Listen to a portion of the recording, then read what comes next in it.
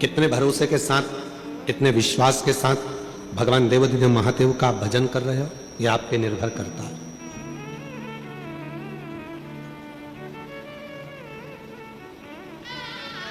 किसी ने पूछा कि शिव महापुराण की कथा में जाकर क्यों बैठना चाहिए? अपने क्षेत्र में अगर शिव महापुराण की कथा हो रही हो तो अपने क्षेत्र में आकर उस कथा का रसतत्व ग्रहण क्यों करना चाहिए? किस लिए? रेडियम किस किसने देखा है? गाड़ी पे चिपका रहता है, हाथ उठाओ जरा जल्दी से। सबने देखा है रेडियम गाड़ी पे चिपका रहता है। ऐसे रेडियम नहीं चमकता, पर जैसे ही थोड़ा सा भी प्रकाश उस रेडियम पर पड़ा और वो रेडियम, जम के बोलो, चमकता। रेडियम ऐसे नहीं चमकेगा, रेडियम पर प्रकाश पड़ा और वो रेडियम चमका। रेडियम पर थोड़ा सा प्रकाश आया और वो रेडियम चमका। रेडियम ऐसे चमकने वाला नहीं।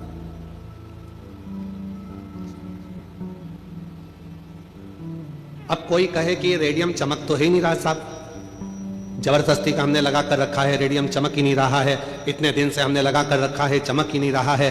तो किसी ने कहा गाड़ी पर लगे रहने दो, जब गाड़ी आप लेकर जाओगे, कहीं किसी गाड़ी की लाइट पड़ गई, प्रकाश पड़ गया, चमक पड़ गई, तो तुम भी चमक जाओगे। नहीं साहब, हमने इतने दिन से लगा कर रखा है, ये तो चमक ही नहीं रहा, इतने दिन से लगा कर रखा है, ये चमक ही नहीं रहा, हम तो इतना प्रयास कर रहे हैं, ये चमक ही नहीं रहा। ये चमक क्यों नहीं रहा? तो कहा इसको लगे रहने दो। कई लोग कहते हैं हम कथा में जाकर क्यों बैठे, शिव महापुराण की कथा क्यों सुने, हम मंदिर में जाकर एक लोटा जल क्यों चढ़ाएं, हम शंकर जी के मंदिर क्यों जाएं, हम शिवालय में क्यों जाएं, हम शंकर के देवालय क्यों जाएं, हम शंकर जी के मंदिर में इतने समय से जल चढ़ा रहे हैं, हम शिव जी के मंदिर में 3 महीने से जल चढ़ा रहे हैं, हम शंकर जी की कथा इतने समय से सुन रहे हैं, हम भगवान शंकर की कथा इतने दिनों से धारण कर रहे हैं, क्यों फिर भी हमारा भाग्य नहीं चमक रहा? ध्यान देना, शिव महापुराण की कथा पंडाल में जाकर जब आप सुनते हो, समझ लो कि पंडाल की रज, भूमि की मिट्टी जब आपके शरीर से लगती है, समझ लेना कि रेडियम आप पर चिपक गया और एक ना एक दिन फिर शंकर की चमक आपको चमका कर ही रहती है। शिव की चमक चमका कर रहेगी। एक पत्र है, अच्छा है।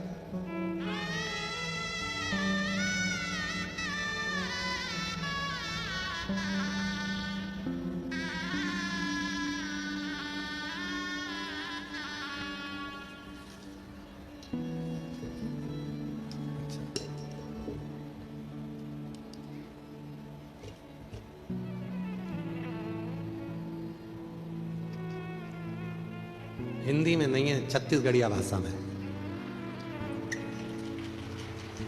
और छत्तीसगढ़िया सब ले रहे, पर हम पढ़ेंगे जरूर, समझा तुम हमको देना, ठीक है? समझा दोगे ना? ठीक है। मोर नाव नारायण सिन्हा, ग्राम नतपुरा, दुर्ग। कहीं बैठे हो, हाथ हिला सकते हैं। आप है गुरुदेव जी, एक लोटा जल औ, नहीं ये औ तो मुझे समझ में आता है, क्योंकि इसको मैंने बस्तर के अंदर जब कथा थी, कौन सा गांव था, कच्चे गांव में पत्र आया था छत्तीसगढ़ी भाषा का, हमने उसमें औ पढ़ा था, ठीक है? तो गुरुदेव जी, एक लोटा जल औ पशुपतिनाथ उपवास के का फल होते, ये कोई मोर ले पूछे, तमें हाँ बतावा गुरुदेव जी, मोर मकान नहीं रीस हेत में हा अपन संसरार ससुराल ससुराल ले कर्जा लेके नानक मकान बनाए हवा। मतलब छोटा मकान बना, ठीक है? आया आया, थोड़े दिन बाद हम भी छत्तीसगढ़िया हो जाए। ओकर ले मोर लाखों के कर्जा हो गया और मोर आर्थिक स्थिति अत्यंत अच्छा नहीं रही थी। तेकर सेती कर्जा बढ़ते गिस में हर आपके कथा 2021 में भिलाई में पंडाल में बैठ के सुने। आप के एक लोटा जल सारी समस्या का हल। मोर मन गवाई नहीं दिस, मतलब मेरा मन एक लोटे जल पे मानता नहीं, गवाही नहीं दिस। तब हो ले मैं मंदिर जाए के चालू करेगा। आप मन कथो गुरु जी, अपन घर ले जल लेके शिव जी ला चढ़ाओ और वह आपके घर के दशा शिवजी ला बताई। ये सिरतोन हरे गुरु जी मोर एक एक लोटा जल शिव में चढ़ी और मोर कर्जा के एक एक पाई कर्जा भी छूटा के मैं हर आज कर्जा ले मुक्ति पागे हो गुरु जी। यही महीना दिनांक 2/12/2025 मंगलवार को मैं कर्जा से मुक्त हो गए। भोला सब दुख काटो गुरुदेव, शिव की कृपा। भगवान आ जाइए, आ जाओ, एक बेलपत्र लेकर जाइए, आइए पधारो। अब अभी कथा क्या चल रही थी कि रेडियम लगा है, चमकेगा कब? बोलो चमके जब उस पे प्रकाश पड़ेगा।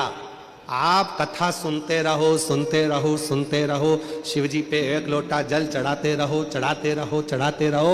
जब ये रेडियम तुम्हारे शरीर से चिपक गया है, शिव की कथा तुमसे लग गई है, शिव पुराण की मिट्टी जब तुम्हारे शरीर से चिपक गई है, तो एक ना एक दिन शंकर का प्रकाश पड़ेगा और तुम चमकोगे जरूर, ये निश्चित चमकोगे।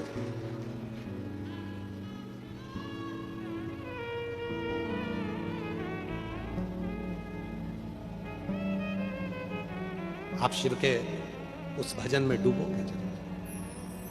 करो भक्ति शिव की, करो भजन भगवान शंकर का।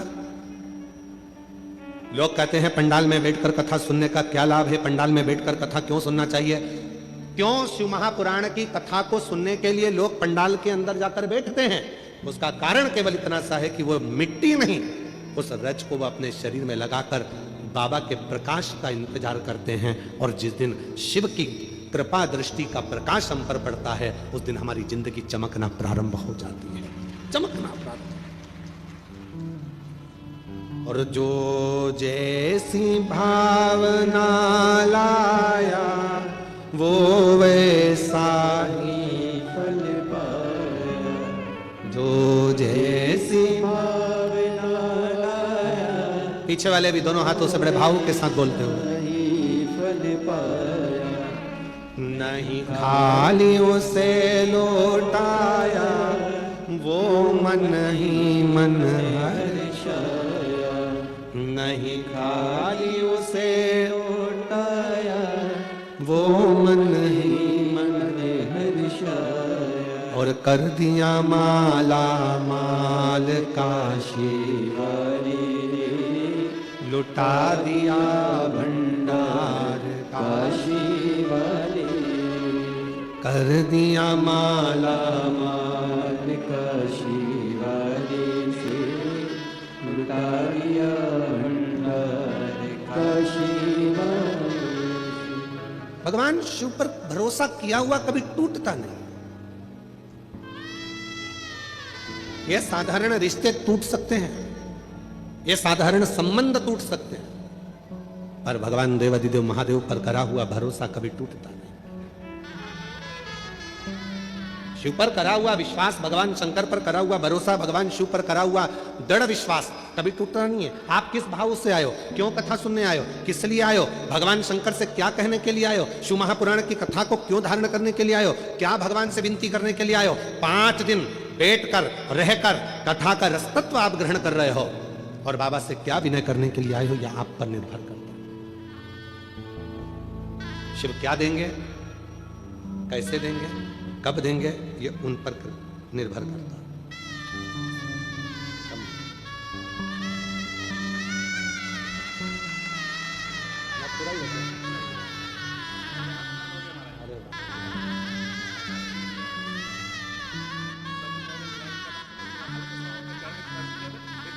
बाबा भैया कह रहे हैं कि कर्जा बहुत ज़्यादा था, चुकाना मुश्किल था, पर मैंने भी भिलाई की कथा में जाकर बाबा से विनती कर दी थी कि 11 पंडाल में बैठकर कथा सुनूंगा, बस मेहनत भी खूब करूंगा, तो मेरा पूरा कर्जा जो लाखों में है वो चुकवा दे। और आज बाबा ने पूरा कर्जा चुकवा दिया और ये 11वां पंडाल की कथा चल रही है। ये शिव है, ये शंकर, इसी को उघड़दानी, इसी को शंभू कहते, इसी को त्रिकालदर्शी कहते।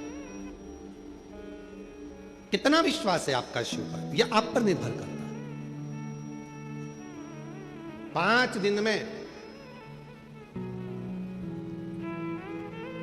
हमें भगवान शिव को पहचानना है और भगवान शंकर से अपने मन की बात करना, और कुछ नहीं।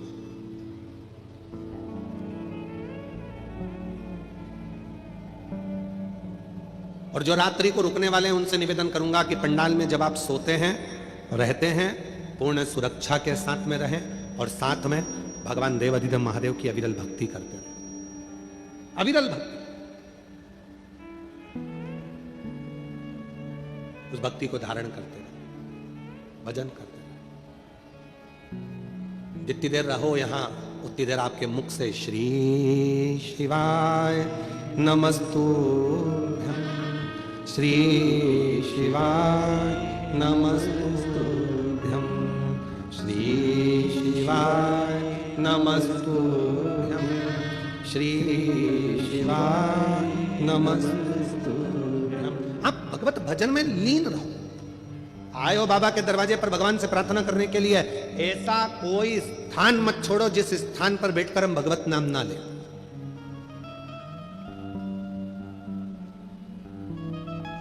कितनी सुंदर एक कथा आती है कि देवता और असुरों ने मिलकर समुद्र का मंथन किया। शिव महापुराण का ये बड़ा सुंदर चरित्र है। मंथन किया, और केवल देवता और असुर मंथन नहीं कर रहे हैं। शिव महापुराण ये भी कहती है कि अपने घर में रहकर कुछ देर रात्रि को जब विश्राम करा करो, विश्राम के समय पर थोड़ी देर विचारों का मंथन भी करा करो। आज के समय में लोग विचारों का मंथन नहीं करते, मोबाइल का मंथन करते रहते हैं दिन भर बैठ के। रात को सोएंगे, पति अपना मोबाइल पकड़ा है, पत्नी अपना मोबाइल पकड़ी है, बेटे बेटी अपने मोबाइल पकड़े हुए हैं, और सोते सोते भी आखिरी में जब बहुत तेज नींद आने लगती है तब मोबाइल तो भी स्विच ऑफ करने से पहले, मतलब नेट बंद करने से पहले भी एक आध बार सोते सोते भी फिर उठा के देख ही लेते। वापिस रख दिया, सो रही है तो भी ध्यान में आया, वापिस देखती हूं मैसेज करा कि नहीं करा, फिर उठाया, फिर देखा, वापिस। अब कहां गया विचारों का मंथन? और कितना विचित्र समय चल रहा है, थोड़ा अंदाजा लगाइएगा। कितना विचित्र समय चल रहा है, जरा अंदाजा लगाइएगा आज का समय कितना विचित्र है। एक भाई बहन यदि अपना फोटो स्टेटस पे लगाते हैं तो उनको लिखना पड़ता है माय सिस्टर, मेरी बहन।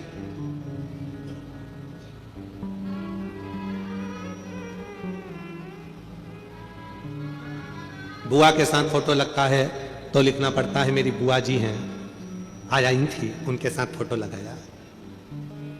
चाची जी के साथ मेरी आंटी हैं, उनके साथ फोटो लगाया। क्यों? क्योंकि आज के समय के व्यक्ति की दृष्टि और बुद्धि इतनी विचित्र होती चली जा रही है कि कोई भी अगर मोबाइल पर फोटो दिखता है तो उसकी तुरंत सोच और निगाह बदल जाती है और वो गलत सोचना प्रारंभ कर देता है। मतलब इतनी विचित्र बुद्धि लोगों की हो गई, इतनी विचित्र सोच हो गई। क्या संसार में कोई दूसरे रिश्ते नहीं रहे, कोई संबंध नहीं रहे? शिव महापुराण की कथा कथी है, भगवान देवाधिदेव महादेव का चरित्र कथा है। मंथन हुआ, उस मंथन में हलाहल विष निकला। जरा संबंध देखिएगा, रिश्ता देखिएगा, कितना विचित्र कथा का वर्णन किया गया कि रात्रि को सोने से पहले मोबाइल का मंथन मत करिए, रात्रि को सोने से पहले मोबाइल को मत देखिए, रात्रि को सोने से पहले अपने विचारों का मंथन करिए। घर में क्या हुआ, बच्चों को कैसे पढ़ाना है, बच्चों की शिक्षा कैसे ग्रहण कराना है, कौन सी कोचिंग कराना है, कौन सी ट्यूशन देना है, कौन सी चिकित्सा कराना है। अगर भगवान ने हमको धन दिया है, पैसा दिया है, हमारे बच्चे अच्छे से पढ़ रहे हैं तो अपने मोहल्ले में, अपनी कॉलोनी में, अपनी सोसाइटी में, अपने नगर में कोई बच्चा पढ़ने में कमजोर है तो उस बच्चे का शिक्षा अपने को कराना है। ये विचार, ये सोच, ये मंथन अपने अंदर होना चाहिए।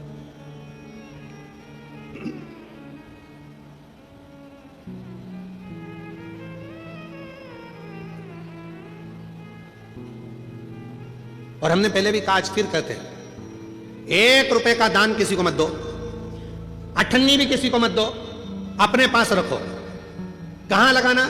अपने पड़ोस में, अपने मोहल्ले में। कोई बच्चा पढ़ना चाहता है, उसको शिक्षा की जरूरत है और वो पढ़ना चाहता है पर उसके पास में पैसा नहीं है, उस बच्चे की शिक्षा में लगाना प्रारंभ करो। तुम्हारे बेटे की तरह वो भी एक दिन तुम्हारा नाम रोशन करेगा।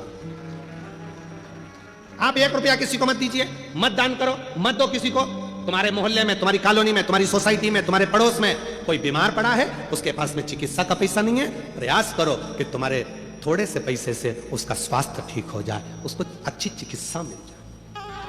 भगवान ने यदि आपको लायक बनाया है, भगवान ने अगर आपको गाड़ी का मालिक बनाया है, भगवान ने यदि तुमको गाड़ी दी है, मालिक बनाया है, और मोहल्ले में, पड़ोस में अगर कोई एकदम बीमार पड़ गया, सूचना मिली भैया मेरा बेटा बीमार है, ऑटो नहीं मिल रहा, गाड़ी नहीं मिल रही, भगवान को धन्यवाद देना, आज तूने मेरी गाड़ी को सफल कर दिया, किसी के काम तो आ रही है, किसी की जिंदगी तो सवार रही है। कितना विचित्र जमाना हो गया कि लोगों की सोच बदल गई। कोई पड़ा हुआ है तो पड़े रहने दो, कोई एक्सीडेंट हो गया तो रोड पर तड़प रहा है तो तड़पने दो, किसी के यहाँ आग लग रही है तो मुस्कुरा रहे हो, किसी के यहाँ घात लग रही है तो मुस्कुरा रहे हो, किसी के यहाँ चोरी हो रही है तो मुस्कुरा रहे हो। ये कहां हो गया? ये संसार सागर कैसे जा रहा है? किस गर्त की ओर बढ़ रहा है? विचार करिए। मेरे देव अधिदेव महादेव ने, सारे देवताओं ने अमृत पिया, पर मेरे शंकर भगवान ने मंथन में निकला हुआ पूरा विष पी लिया। क्यों? क्योंकि ये दुनिया को नष्ट कर देगा। अगर मैंने रख दिया तो देवता भी बर्बाद हो जाएंगे, गंधर्व, असुर, कन्नर, नाग सब बर्बाद हो जाएंगे, पशु पक्षी भी बर्बाद हो जाएंगे। इसलिए इस विष को मुझे पीना पड़ेगा। ये विष में पीता हूं, ये मंथन है, इसको मंथन कहते हैं कि मंथन में ये निकला कि विष में पीता हूं। ये विष दुनिया को बर्बाद कर देगा, इस विष को मैं धारण करता हूं।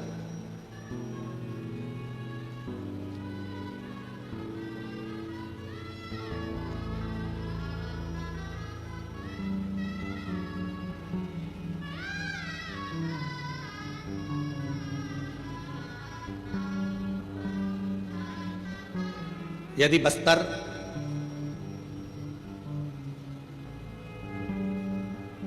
गिदम दंतेवाड़ा की यदि आप लोगों ने कथा सुनी होगी तो उसमें एक पत्र आया था। उस पत्र में एक बहन जी ने पत्र लिखा था। उस पत्र में लिखा था कि हमारे दंतेवाड़ा क्षेत्र में, ये नक्सल प्रभावित क्षेत्र में, जहां पर लोगों के अंदर भय था, वहां पहली बार हर हर महादेव सुनने को मिल रहा है। ये शिव की कृपा।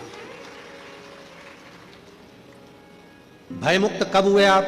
जब आपके भीतर से भय चला गया।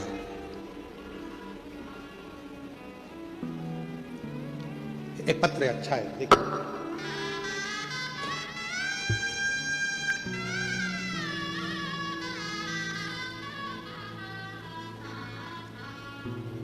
जब व्यक्ति हिम्मत करता है, जब व्यक्ति पूर्ण भरोसा कर लेता है, तो उसके साथ क्या होता है, ये पत्र बता रहा है। देखिए, मेरा नाम ओम प्रकाश गौतम है। मैं ग्राम पीरीर तहसील गुंडर रेही जिला बालोदा का निवासी हूँ। कहीं बैठे हो तो हाथ हिला सकते हैं। मेरा नाम ओम प्रकाश गौतम है और मैं ग्राम पीरीर तहसील गुंडरदेही जिला बालोद का निवासी हूँ। कहीं बैठ, आप ही हैं बेटा? हाथ हिला दो एक बार। आ जाइए, एक बेलपत्र लेकर जाना। आओ। मैं पिछले 7 सालों से प्राइवेट बैंक में कार्य कर रहा हूँ और अच्छे औहदे पर पहुंच गया हूँ, लेकिन मन में कहीं ना कहीं लगता था, एक बात अंदर चुभती थी कि मेरी सरकारी नौकरी क्यों नहीं। 7 साल से प्राइवेट नौकरी प्राइवेट बैंक में कर रहा हूं और बहुत अच्छे औहदे पर हूं, बहुत ऊंचाइयों पर हूं, फिर भी मन में चुभता था कि मेरी सरकारी नौकरी क्यों नहीं। तब पिछले साल से मेरे घर के लोगों ने कहा कि शिव महापुराण की कथा पर भरोसा कर और सरकारी नौकरी के लिए बैंक की फिर तैयारी। मां, इतने सालों से नौकरी कर रहा हूं और इतने सालों से सरकारी बैंक की परीक्षा दे रहा हूं, पर हो नहीं रहा, तो अब क्या हो जाएगा। तब मेरी मौसी ने कहा, अब तू एक काम कर, तैयारी तू कर और एक बार वो सीहोर वाला महाराज कथा कहता है तो उसके कथा के पंडाल में बैठ जा और वहां बैठकर कथा सुन। वहां की मिट्टी को सिर पर लगाना, प्रणाम करना और बाबा से विनती करना कि मेरा ये कार्य होना चाहिए। सीहोर वाला बाबा कहता है कि मेहनत 4 गुनी कर, रात दिन एक कर और पंडाल में बैठ के कथा सुन। गुरुदेव, मैंने अपने परिवार से कहकर भिलाई आ गया और भिलाई में मैंने कथा चल रही थी, दयाल सिंह जी कथा करा रहे थे, तब उस कथा में बैठकर मैंने बाबा से विनती करी, पूरी 1 साल मेहनत करी और आखिरी में एग्जाम दिया और बाबा ने ऐसी कृपा कर दी कि आज मेरा सरकारी बैंक में सिलेक्शन हो गया। मैं बाबा को यहाँ प्रणाम करने के लिए, मैं शिव को नमन करने के लिए। लिख रहे हैं, मेरा विश्वास ऐसा नहीं था, मैं नहीं मानता था क्या पंडाल में बैठने से, कथा सुनने से क्या ये फल मिल सकता है। और आज कहता हूं कि बाबा चमकाता है, किस्मत जरूर देता है, वो कमी नहीं। आ जाओ आ जाओ आ जाओ, दोनों आ जाओ। मैं बाबा को यहां धन्यवाद देने के लिए आया हूं।